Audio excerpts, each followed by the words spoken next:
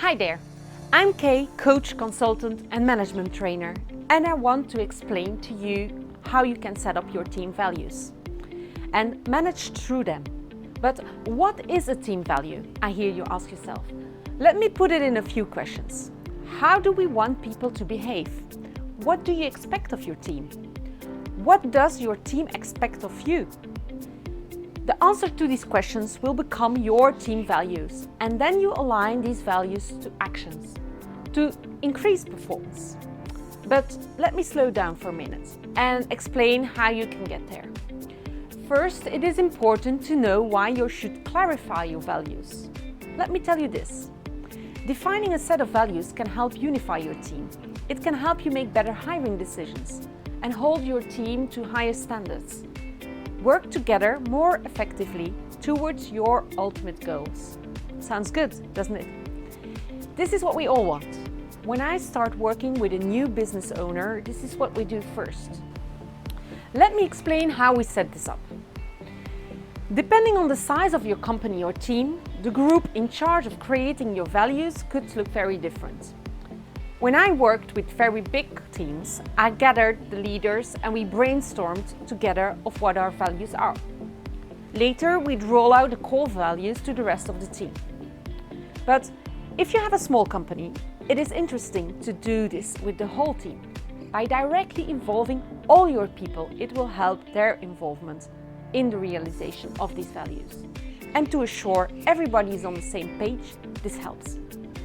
The goal of this whole process is that they should be committed to drafting and implementing these values, willing to brainstorm and compromise, able to demonstrate the determined threats themselves, and in agreement that these values will be a foundation of the team going forward. Second step is to brainstorm about what's important to you and your team. So, for my team, the next step was to sit down together to brainstorm.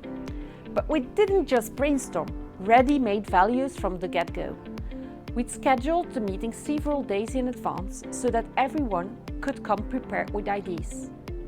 Once we were all sitting around the same table, we began by tossing out ideas of what was important to us, each individually. Being able to trust our employees, making sure our team has a fun work environment, and expecting each staffer to represent the company well in client interactions. Then we added in ideas for what we thought would make the team and company successful as a whole, like encouraging clear and constant communication, making sure each individual feels like he or she is significant in the company's big picture vision. Letting our ideas flow freely helped us identify teams and home in on what was most important, which came in handy during the next step. Consolidate and define.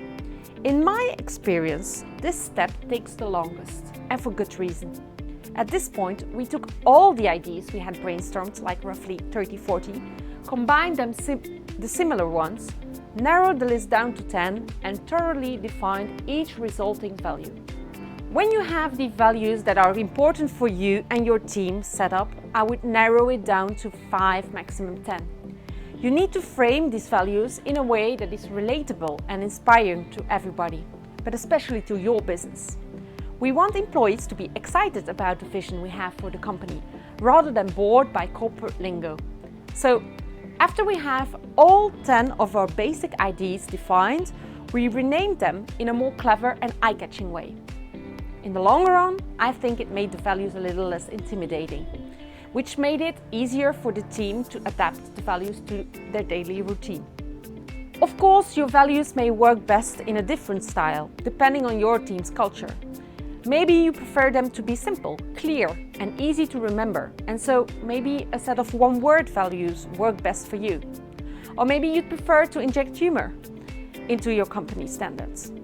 It all depends on what your team responds best to, so feel free to adapt them. Once you have a set of values, take some time to evaluate them as a whole. Do they include the most important aspects of the vision you have for your team or company? Are they ideas that you're willing to hold your employees to and yourself? Having a set of values only works if there are ideas that are going to push you and your team to excellence. So make sure you outlined what really will work for you. So first, determine who should be involved. Then you brainstorm. After that, you consolidate and define to frame them according to your business. And then you evaluate your values as a complete set. So these are my tips for this week. Let me know what you think by putting down your ideas or comments below. I look forward to hearing from you. Have a great day and take some action. Bye!